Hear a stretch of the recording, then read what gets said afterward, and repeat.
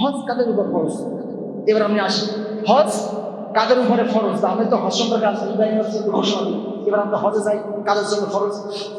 কোরআন এবং হাদিসের আলোকে হজ এবং উমরার গুরুত্ব আলোচনা করবো। দেখেন, কোরআন কারীমের 3 নম্বর সূরা সূরা আল ইমরানের 197 নম্বর আয়াতে আল্লাহ সুবহানাহু ওয়া তাআলা বলেন, ফীহি আয়াতুম বাইয়িনাতুম মাকামু ইব্রাহিম ওয়া মান দাখালাহু কানা আমিনা ওয়ালিল্লাহি আলান নাসি হিজ্জুল বাইতি মান ইসতাতাআ ইলাইহি সাবিলা ওয়া মান কাফারা ফাইন্নাল্লাহা গনিয়্যুন আনিল আলামিন। রব্বুল আলামিন বলেন, মানুষের মধ্যে যে ব্যক্তি কাবা গিরিয়ে যাওয়ার মতো সামর্থ্য আছে সেজন্য ওই গিরিয়ে তার জন্য হজ করা ফরজ। সুবহানাল্লাহ। তো যাদের সম্পদ আছে তারা কি করবে? হজ করা কি ফরজ? এই ফরজ হজ দায়িত্ব যে সম্পদশালী ব্যক্তি আছে তার জন্য। এবার আসেন 2 নম্বর, হজ জীবনে কয়বার?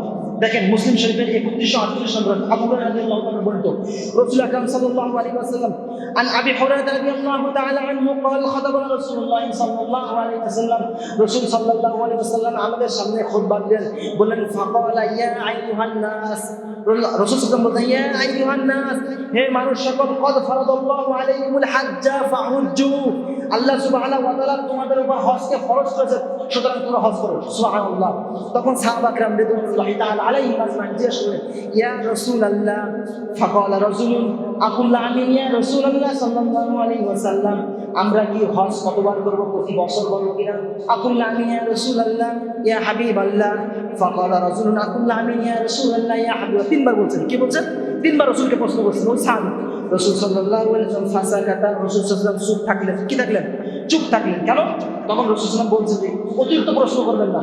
রাসূল সাল্লাল্লাহু আলাইহি ওয়াসাল্লাম হজের কথা যখনই বলছেন, সাহাবী 3 বার প্রশ্ন করছেন, হুজুর কয়বার ফরজ জীবনে হজ? কয়বার ফরজ হজ জীবনে? কয়বার? রাসূল সাল্লাল্লাহু আলাইহি ওয়াসাল্লাম চুপ থাকছেন। চুপ থাকলে তো রহস্য আছে না?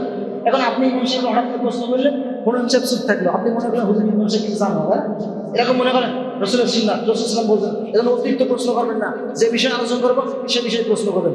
তখন বলছেন যে ফাসাকাতা, রাসূল সাল্লাল্লাহু আলাইহি ওয়াসাল্লাম চুপ থাকলেন। তখন হাত্তা ক্বালা আসালাসা, ওই সাহাবী 3 বার প্রশ্ন করলেন। রাসূল আকরাম সাল্লাল্লাহু আলাইহি ওয়াসাল্লাম হাদিসের শেষ অংশে বলছেন যে লাউ কুনতুল্লাহ লাউ ওয়াজাবাত ওয়ালাম মাস্তাতাতুম, আমি যদি প্রথমবারই বলে দিতাম যে হজ কয়বার ফরজ, তাহলে তোমাদের জীবনে প্রতি বছর হজ করাকে আল্লাহ সুবহানাহু ফরজ করে দিলেন। এজন্য আমি চুপ ছিলাম। সুবহানাল্লাহ। তার রাসূল মনে ধরে বুঝতেন না, এজন্য অতিরিক্ত কোনো প্রশ্ন করবেন না।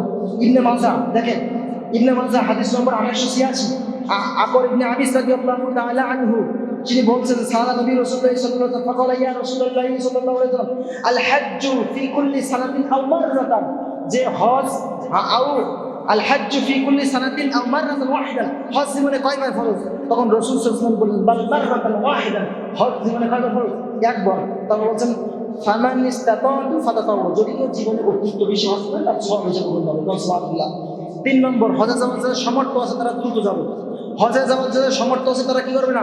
বিলম্ব করবে না। 1 নম্বর আছে ইবনে মাজাহ 883 নম্বর হাদিস। দেখেন, মান আরাদাল হাজ্জা, যে ব্যক্তি হজের জন্য ইচ্ছা পোষণ করে, কি করেন? হজের জন্য ইচ্ছা পোষণ করে, ফালিয়াতা আজ্জাল, সেজন্য দ্রুত হজ করতে যায়। কেন? ফাইন্নাহু কদ ইয়ামরাদুল মারিদ, হতে পারে সে অসুস্থ হয়ে যেতে পারে, ওয়া তাদিলু দাল্লা, হতে পারে তার কোনো প্রয়োজন আসে সামনে দেখাইতে পারে, সমস্যা হতে পারে। তারপর বলছেন ওয়া তারিদুল হাজ্জা, এমন অসুস্থ হয়ে গেছে বা এমন প্রয়োজন তার আছে যার কোনো হজ দিতে পারবে না। এজন্য কি করছে? মান আরাদাল হাজ্জা, যে ব্যক্তি হজ ইচ্ছা পোষণ করেন, ফালিয়াতা আজ্জাল, সেজন্য দ্রুত হজ করে। না হলে কি হবে? আপনি টাকা কোথায়ছেন, পড়ে যাওয়া নেই, ওই টাকা খরচ দিতে পারেন না, আপনি অসুস্থ হয়ে যেতে পারেন না। এজন্য রাসূল সাল্লাল্লাহু আলাইহি ওয়াসাল্লাম বলছেন আগে। এবার আসেন তিরমিজি শরীফে, এবার আসেন হজে বিলম্বকারী আল্লাহ লানত। আল্লাহ সুবহানাহু ওয়া তাআলা বলছেন যে আমি মানুষকে 5টি বছর হজ করার সময় টাকা দিয়েছি, সম্পদ দিয়েছি, তার জীবন সুস্থ করেছি, অথচ আমি 1 বার ডাকলাম, 2 বার ডাকলাম, 3 বার, 4 বার, 5 বার, সে আমার আসে না। বলছেন লা মাহরুম, সে বঞ্চিত, সে হতভাগা। কি বললো? সে বঞ্চিত, সে হতভাগা আল্লাহর দরবারে। আল্লাহ কি দিয়েছেন? লানত। আল্লাহ যেখানে লানত দেয় সেখানে কিছু করার আছে?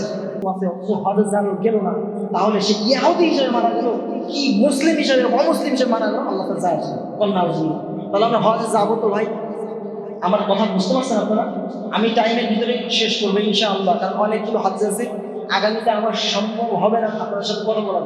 যতটুকু কথা আছে মনের উজাড় করে কুরবানি পর্যন্ত কথা বলে যাবো ইনশাআল্লাহ। আল্লাহ সুবহানাহু ওয়া তাআলা তৌফিক। কাবাগর 5 নম্বর, কাবাগর দুইবার হজ ধ্বংস করা হয়েছে, কাবাঘর দুইবার ধ্বংস করা হয়েছে। সহিহ ইবনে খুজাইমা 2506 নম্বর হাদিস, রাসূল বলেছেন কাবাঘর দুইবার ধ্বংস হয়ে গেছে। সুতরাং তৃতীয় বার যদি কাবাঘর ধ্বংস করা হয় তাহলে তোমরা হজ করার সুযোগ পাবে না। সুতরাং তোমরা দ্রুত কি করো, হজ করো। তারপর 6 নম্বর, কেউ সলসুরি করে যে আমি হজে যাবো না, আমি প্লেনে যাবো না, রাসূল হেঁটে গেছেন, আমি ছবি তুলবো না, এরকম আছে না? বা আমি পীরের দরবারে বসে খালকায় বসেছি, এই যে আমার মারুফাতে হজ করেছি, এরকম করে না? বা বাংলাদেশে হজ বাবা আছে, হজের কাফেলা করে, এরকম করবেন না। হজের কোনো সালসুতুর চলবে না। রাসূল আকরাম সাল্লাল্লাহু আলাইহি ওয়াসাল্লাম মুস্তাদরাকে হাকিম, এটা হাদিসের গ্রন্থের নাম, 764 নম্বর, আব্দুল্লাহ ইবনে আব্বাস রাদিয়াল্লাহু তাআলা আনহু قال قال رسول الله صلى الله عليه وسلم لا شرورة في الإسلام, ইসলামের মধ্যে কোনো বৈরাগ্য নাই। ইসলামের মধ্যে কি নাই? কোনো বৈরাগ্য নাই। 7 নম্বর, হজের বিধিবিধান জানা ফরজ আছে। যেখানে যাবেন হজের বিধিবিধান জানবেন না, তখন রাসূল সাল্লাল্লাহু আলাইহি ওয়াসাল্লাম বলছেন যে দেখেন নাসাই শরীফের 3062 নম্বর হাদিস, আব্দুল্লাহ ইবনে জাবের ইবনে আব্দুল্লাহ রাদিয়াল্লাহু তাআলা তিনি বলেন, ইয়া রাসূলুল্লাহ ইয়া আইয়ুহান নাস, রাসূল সাল্লাল্লাহু আলাইহি ওয়াসাল্লাম বলেন ইয়া আইয়ুহান নাস খুযু মানাসিকাকুম, তোমরা হজের নিয়ম বলি জেনে নাও। কি নাও? হজের নিয়ম বলে আমার কাছ থেকে শিখে নাও। কেন? ফাইন্নি লা আদরি লাআল্লি লা হাজ্জু বাদি আমি হাজা, কারণ আমার জানা নাই যে আমি আগামী বছর বেঁচে থাকবো কি থাকবো না। সুবহানাল্লাহ। তাহলে আপনি হজে যাবেন, ইমাম সাহেবের কাছে শুনবেন, ইমাম সাহেব আছে কিভাবে যাবেন, হজের বিধিবিধানগুলো জেনে নেবেন। তাই এখানে রাসূলের কি সুন্নাত, যে জিনিস ফরজ তার বিধিবিধান জানা ফরজ, যে জিনিস সুন্নাত তার বিধিবিধান জানা সুন্নাত, যে জিনিস নফল তার বিধিবিধান জানা নফল। আসেন এবার হজের আগে হজের আগে কি করা? উমরা নিয়ত করা। 9 নম্বর। 8 নম্বর হচ্ছে হজে যাওয়ার আগে কি করা? উমরা নিয়ত করা। দেখেন অনেক হাজি আছে যখন হজ করতে যায়, তাই না? তার সামনে বলবেন যে হুজুর আপনি যে হজ যাচ্ছেন, তার হচ্ছে যে আমি হজ যাচ্ছি 5 লাখ 7 লাখ টাকা করে হজ কাফেলা যাচ্ছি, তা আমি কি উমরা করার জন্য যাচ্ছি, তাই না? তখন আল্লাহ রাসূল সাল্লাল্লাহু আলাইহি ওয়াসাল্লাম বলছেন যে হজ যাবে তার আগে উমরা নিয়ত করা। কি করা বলেন? আগে উমরা নিয়ত করা।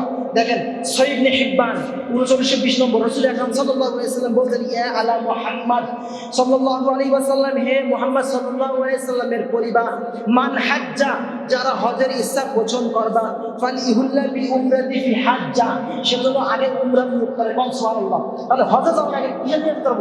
উমরা নিয়ত করব। যারা জানে না হজের বিধিবিধান, তাকে যদি বলা হয় যে 5 লাখ টাকা 7 লাখ টাকা হজ করতে যাচ্ছেন, আপনি উমরা নিয়ত করবেন, ও আমি কি উমরা নিয়ত করার জন্য যাচ্ছি, কিন্তু হজে যাচ্ছি, কিন্তু জানে না।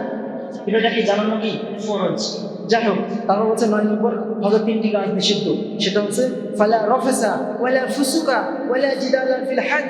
কোরআন কারিমের 3 নম্বর সূরা বাকারার 197 নম্বরে যে অশ্লীল কাজ, অশ্লীল কথা এবং ঝগড়া বিবাদ করতে নিষেধ করেছে। এই হচ্ছে হজের